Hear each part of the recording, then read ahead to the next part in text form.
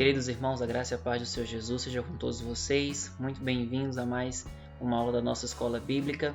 Vamos estudar dando continuidade hoje ao estudo da carta de Paulo aos Colossenses, nossa aula de número 5, intitulada Cristo, Início, Meio e Fim. Nosso texto base hoje se encontra no texto de Colossenses, capítulo 1, versículos 15 e 17, conforme está em tela projetado para você. Na aula anterior, nós estudamos o versículo 14, o trecho em que fala: Ele é a imagem do Deus invisível, o primogênito de toda a criação. E hoje daremos sequência ao texto, quando diz: Pois nele foram criadas todas as coisas, nos céus e na terra, as visíveis e as invisíveis, sejam tronos ou soberanias, poderes ou autoridades. Tudo foi criado por meio dele e para ele. Ele é antes de todas as coisas, nele tudo subsiste. O texto bíblico que nós temos separado para hoje, ele vai trazer ele vai acrescentar algo sobre a doutrina de Cristo. Nós vimos na aula anterior sobre a divindade de Jesus. Cristo 100% Deus, 100% homem, né? Como ele sendo a imagem de Deus, né? Como nós vimos, a perfeita expressão de Deus, nele reside toda a plenitude da divindade, como o próprio texto de Colossenses também afirma isso. Aqui nós vamos agora, Paulo vai nos trazer, né, outro aspecto da doutrina da cristologia, né, da pessoa e da obra do Senhor Jesus. E nós então vamos perceber que esse trecho que nós separamos para o nosso estudo hoje apresenta Jesus tanto como o início, como o meio e o fim de todas as coisas. E para começar, nós vamos tentar entender o que é que a Bíblia nos relata sobre essa ideia de Jesus ser o início, né? Nós vamos começar entendendo Jesus o início da perspectiva do Criador. É isso que o texto nos afirma. Nele foram criadas todas as coisas. Ele é antes de todas as coisas. Então, fala da eternidade de Cristo, por ele ser antes de todas as coisas que foram criadas, né? O que reitera, reforça, né, a doutrina da aula anterior que nós vimos sobre a divindade de Jesus e a sua eternidade enquanto Deus. E também, como começa aí a parte em destaque em amarelo, nele foram criadas todas as coisas, colocando Jesus como co-criador da criação. No texto de Gênesis capítulo 1, versículo 26, nós encontramos o plural, né, da Trindade ali, dizendo: façamos o homem conforme a nossa imagem e a nossa semelhança. A Trindade, né, durante o relato da criação, ao criar o homem, se coloca ali esse plural: façamos a nossa imagem e a nossa semelhança. No Evangelho de João, capítulo 1, versículo 3, nós também encontramos o relato bíblico, né, dizendo que por meio de Jesus todas as coisas foram feitas e que sem ele nada do que foi feito se fez. Reforçando a doutrina aqui da carta de Paulo de que Jesus é co-criador de todas as coisas, junto com Deus Pai e com Deus Espírito Santo. Em Hebreus capítulo 1, versículo 2, um texto que nós vimos na última aula que também reafirma o fato de que Jesus é a expressão exata do ser de Deus, diz que foi pelo qual Deus também fez o universo. Então, trazendo aí essa ideia, né, essa doutrina, né, não só uma ideia, mas de fato uma doutrina, um ensinamento bíblico de que Jesus é Deus e também co-criador, né, de toda a criação. Inclusive no texto de Hebreus, capítulo 1, a partir do versículo 5 até o versículo 13, o autor da carta aos Hebreus vai defender a supremacia, a soberania. Ele vai exaltar Cristo, inclusive, sobre os próprios anjos, né? E se você se lembra bem do contexto da carta de Colossenses, havia aí esse ensino da adoração a anjos, né? E Paulo traz a doutrina de Cristo exatamente para combater isso. E lá aos Hebreus a mesma coisa. O autor aos Hebreus está enfatizando, né, o quão Cristo é excelente e superior, né, todos aos seres espirituais que também são criaturas de Deus e que também foram criadas por Ele, e até mesmo sobre os patriarcas e toda a questão simbólica, né, dos rituais que haviam no Antigo Testamento. Isso é importante ressaltar por causa do contexto da carta de Colossenses. A exaltação de Cristo sobre os anjos enquanto criaturas também criadas, né, pelo próprio Cristo.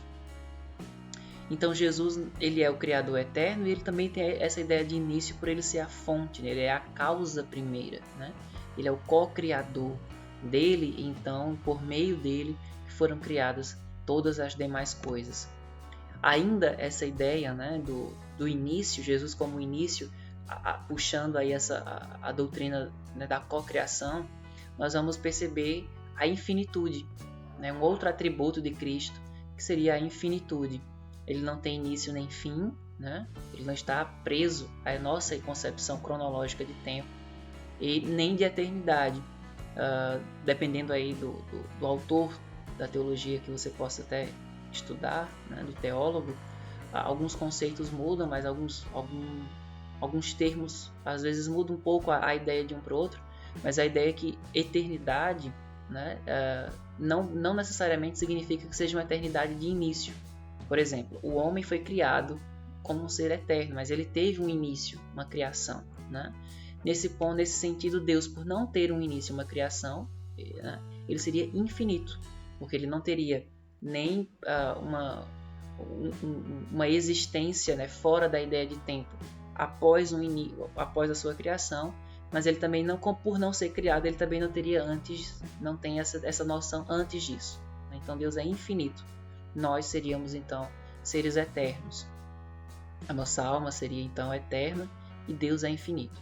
E apenas um parêntese teológico aqui, mas de qualquer forma, essa ideia também da infinitude vai nos chamar a atenção para o fato de que o Criador necessariamente, logicamente, precisa ser maior do que a sua obra, do que a sua criação, né? Inclusive o Salmo 19, versículo 1 diz que os céus proclamam a glória de Deus e o firmamento anuncia as obras das suas mãos, mostrando a criação louvando o seu Criador e colocando então, por consequência, o Criador como maior do que a própria criação. Então, se você tem alguma ideia da extensão do universo e de tudo que existe aí no meio da criação, Deus com certeza é muito maior do que a própria criação, porque a criação foi feita por Ele, né? O que também nos traz o aspecto da criatividade de Deus. Se você parar para pensar, né,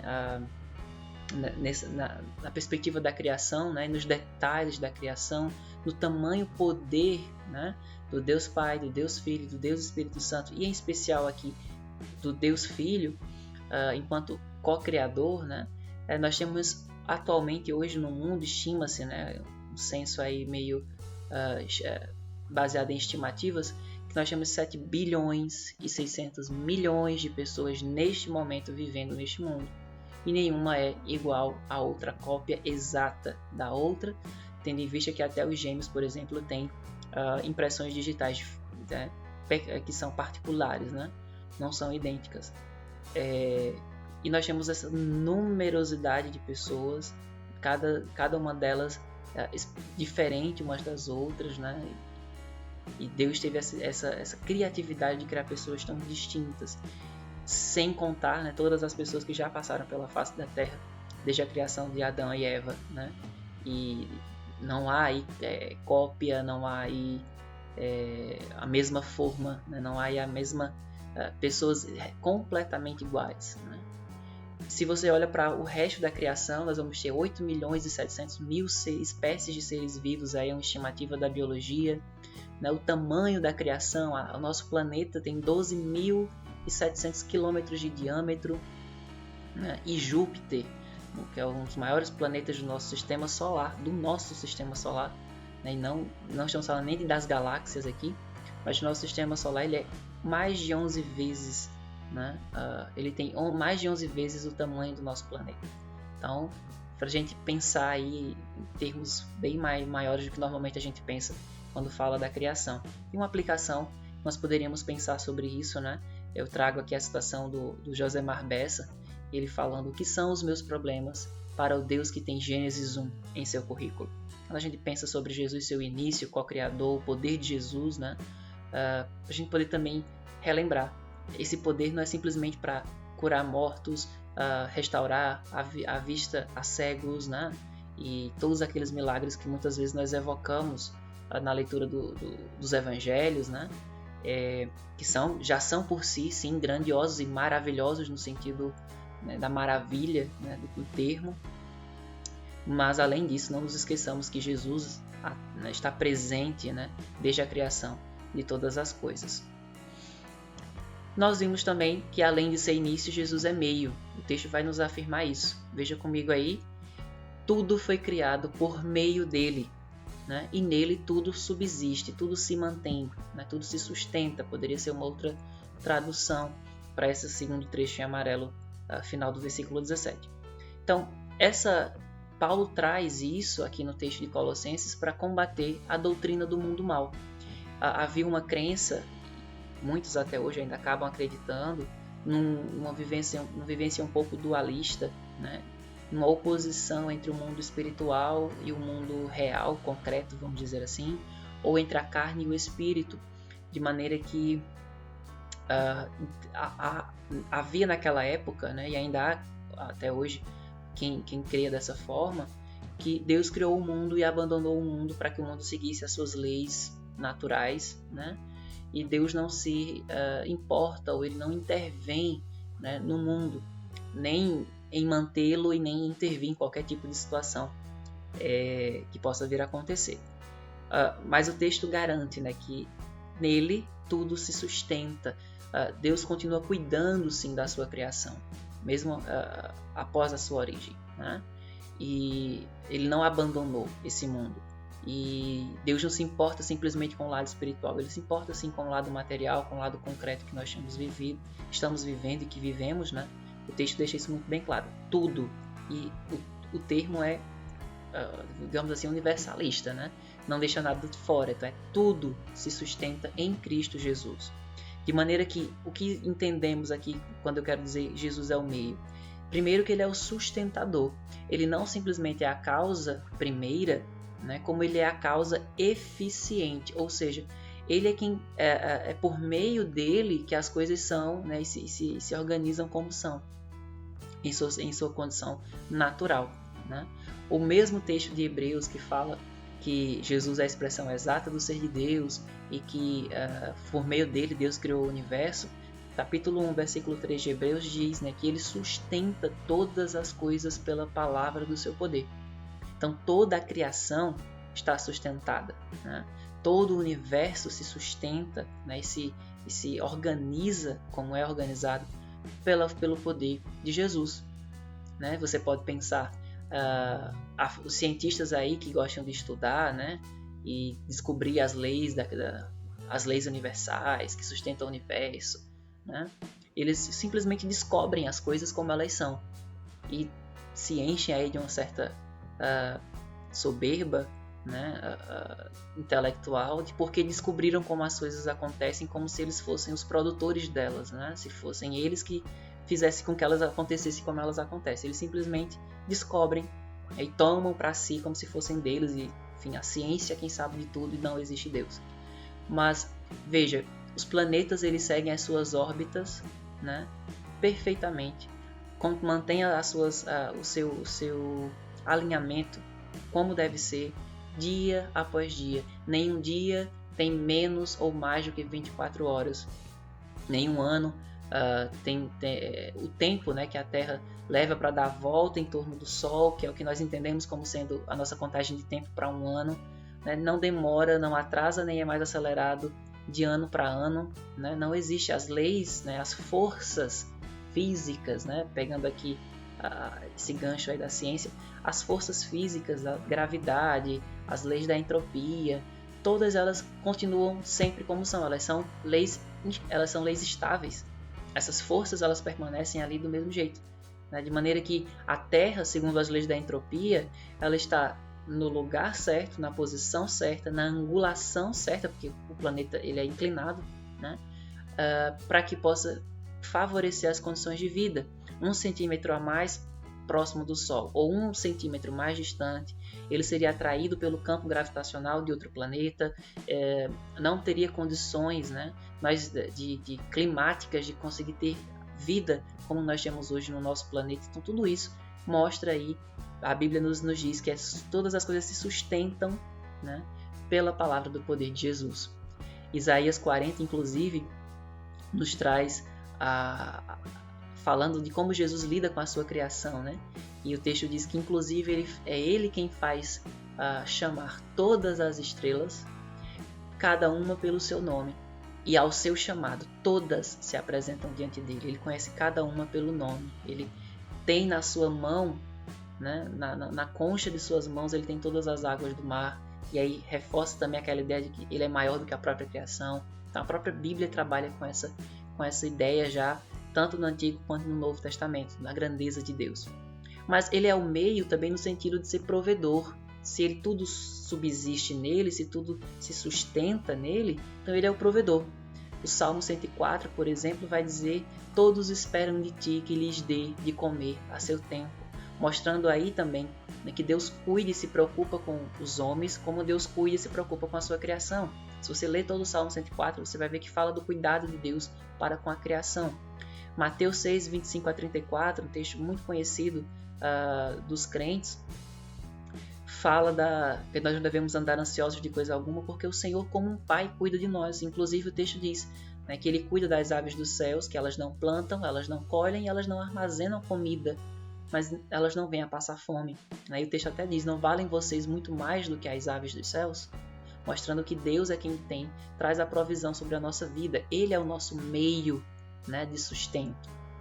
Uma outra ideia sobre que nós dizemos quando Jesus é o meio que a Bíblia nos apresenta, é que ele é o nosso meio de graça.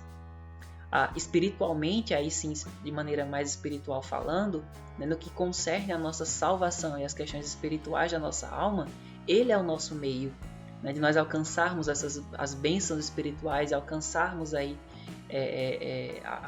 a vida eterna, a salvação, o perdão dos pecados, a reconciliação com Deus, né? Efésios capítulo 1, de 3 a 14, chamado hino cristológico. Se você ler esse texto, você vai ver que várias vezes Paulo, quando escreveu a carta aos Efésios, coloca: em Cristo, por meio dele, foi nele. Como eu só destaquei aí no slide algumas dessas passagens. Deus nos tem abençoado em Cristo. Deus nos escolheu nele para a adoção de filhos por meio de Jesus. Ele nos concedeu gratuitamente em Cristo. Em Cristo nós temos a redenção pelo seu sangue. Nele nós fomos feito herança. Tendo nele crido, nós fomos selados com o Espírito Santo. Então é uma série de promessas do ponto de vista espiritual, né, da nossa salvação, da nossa reconciliação, da nossa justificação diante de Deus, que nós só conseguimos por causa de Jesus. A nossa vida espiritual, a vida espiritual do homem, né, ela só pode de fato ser vida e se sustentar diante de Deus por causa de Jesus, dos méritos de Cristo. Aquele que não tem a Jesus ainda está morto em seus pecados, não tem vida, né, não tem vida espiritual diante de Deus. Então Jesus é o nosso meio de graça. Atos capítulo 4, versículo 12. Não há salvação em nenhum outro nome dado entre os homens, pelo qual importa que sejamos salvos. Só Jesus é quem pode nos conceder a salvação do inferno por causa do seu sacrifício, que pagou a nossa culpa diante de Deus, e que por causa disso, quando nós nos arrependemos dos nossos pecados e cremos nele como nosso Senhor e Salvador, Deus então, por causa do que Cristo fez, nos perdoa e nos reconcilia, nos tira da condição de mortos, nos dá uma nova vida, uma vida espiritual e a garantia da vida eterna com Cristo Jesus, mas por causa do que ele fez. João 14,6, Jesus mesmo disse: ninguém vem ao Pai se não for por mim, eu sou o caminho. Então Jesus é o meio que nos conduz a Deus, ele é o meio pelo qual Deus traz vida à nossa alma, que estava morta em pecados, quando nós então nos entregamos a ele. Por isso Jesus também é o meio. Nele tudo subsiste, não só na criação, não só na nossa vida cotidiana, mas principalmente na nossa alma e na nossa condição espiritual. Mas além de Jesus ser o início, Jesus ser o meio, o texto também vai nos mostrar que Jesus é o fim. E o fim na perspectiva de causa final. Então Jesus é a causa primeira, ele é o co-criador da criação, ele é a causa eficiente, porque é por meio dele que tudo se sustenta, e ele é a causa final, porque tudo depois volta para ele, para a sua glória. O texto que nós estamos estudando deixa isso bem claro. Tudo foi criado por meio dele e para ele, né? Então ele é a causa final, ele é o alvo. Se você ler Gênesis capítulo 1, a criação, o projeto perfeito de Deus para a vida do homem, nós deveríamos ter comunhão com Deus plena, né? Mas infelizmente o homem caiu em pecado, toda a raça humana foi corrompida por causa desse pecado, já nasce em pecado e por causa do pecado está destinada ao inferno, destinada à ira de Deus. Mas Deus então quis, pela sua grande misericórdia e seu amor, manifestar graça. E desde o início prometeu que mandaria o Salvador. E desde então a narrativa bíblica vai nos mostrar o plano de Deus em Cristo Jesus para a vida daqueles que creem em Cristo, né? Desde Gênesis 1, a criação perfeita, mas Gênesis 3, quando o homem caiu em pecado, né? essa mácula que veio sobre o homem. Mas quando nós chegamos em Apocalipse capítulo 7, nós temos uma promessa, na verdade uma profecia, de que diante do trono de Deus haverá representantes de toda tribo, língua, raça e nação, adorando ao Cordeiro, mostrando que o projeto de Deus vai se cumprir. E a Bíblia então relata todo esse plano, nos faz conhecer esse plano, de maneira que em Apocalipse 22:17, nós temos então uma igreja, um povo redimido, salvo, lavado e remido no sangue do Cordeiro de Deus, que tira o pecado do mundo, de Jesus Cristo que se deu na cruz do Calvário, em amor e sacrifício, por haver de todo aquele que nele crê, e que comprou essas pessoas com seu sangue, para fazer delas moradores do céu, fazer delas filhos adotados de Deus, e poder estar na eternidade na presença do Pai, gozando então, finalmente, desse relacionamento íntimo e perfeito, como assim Deus projetou em Gênesis 1. A Bíblia então mostra Jesus como o final, a adoração a Cristo, a exaltação da Trindade em Apocalipse, a redenção final de todas as coisas, como sendo o alvo, como sendo o final, o objetivo. Tanto que Efésios capítulo 1, versículo 10, Paulo diz que Deus fez com que todas as coisas convergissem em Jesus, fossem centralizadas nele, né? Romanos 11:36 diz, porque dele, por meio dele e para ele são todas as coisas. E o contexto está falando da nossa vida, da nossa salvação, da nossa redenção, né? João 17, versículo 2 e versículo 6, a oração sacerdotal, Jesus está orando ao Pai e pedindo que Deus guarde os seus discípulos, né? Todos aqueles que Deus deu a ele, mostrando a igreja como um presente, né? Jesus iria morrer pela igreja, para que a igreja pudesse ter a oportunidade da salvação, para que os homens pecadores e condenados pudessem ter a oportunidade da salvação. Mas o texto diz que a igreja, o conjunto desses homens e mulheres redimidas pelo sangue de Jesus, comporia uma igreja, e essa igreja era como um presente do Pai ao Filho. Não só isso, a ideia de que Jesus é o final na nossa própria vida, né? Do ponto de vista individual. O apóstolo Paulo em Filipenses fala que para ele o morrer é Cristo, né? É lucro porque ele vai estar com Cristo, né? Viver é Cristo e morrer para ele é lucro, mas porque ele vai estar com o Senhor, mostrando que a sua vida, né, é pautada em buscar a Cristo. No capítulo 13 ele fala que ele persegue, né, ele caminha em busca do prêmio da soberana vocação, que é a sua perfeição em Cristo. A igreja, Colossenses 1:22, ainda é um texto que nós ainda vamos passar por ele, né, mas já adiantando aqui, o texto diz que Jesus redimiu a igreja para apresentá-la diante dele mesmo como uma igreja santa, sem pecado, uma igreja irrepreensível, né? Em 1 Coríntios capítulos 12, 13, 14, nós aprendemos sobre o corpo, sobre o culto, sobre o corpo de Cristo, né, sendo a igreja, e sobre os dons. E nós entendemos que todo o culto, né, ao longo desses 3 capítulos de 1 Coríntios, todo o culto é para Cristo, para a glória, né, de Deus, por meio do corpo de Cristo, do qual ele é o cabeça.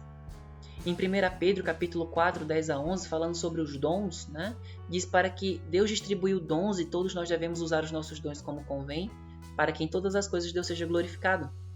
Na família, em Efésios capítulos 5 e 6, Paulo está sempre trazendo a ideia que a família deve se organizar no relacionamento de Cristo com a igreja.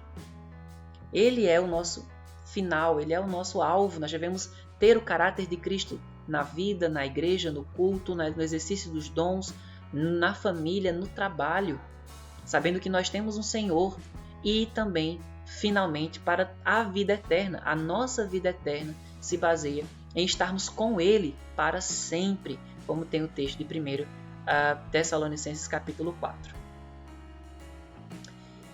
Jesus é o início, o meio e o fim. Isso que o texto nos ensina. O início como Criador eterno, a causa primeira. Por isso, exaltado, infinito, maior que a criação e com o seu poder que nos ensina muito sobre criatividade. Por isso, Ele deve ser a fonte de tudo nas nossas vidas. Mas Ele também é o meio. É Ele quem nos sustenta, quem sustenta a criação. É Ele quem provém, traz a provisão das nossas necessidades. É Ele quem salvou a nossa alma e quem tem as promessas de vida eterna para nos dar. Com toda certeza, se Ele sustenta todas as coisas, Ele há de sustentar e conduzir as nossas vidas. Mas se lembrando que não é para nós, é para Ele, a causa final. Ele é o alvo de tudo. Nós nada somos, nós nada fazemos, nem nada temos. Tudo é Ele.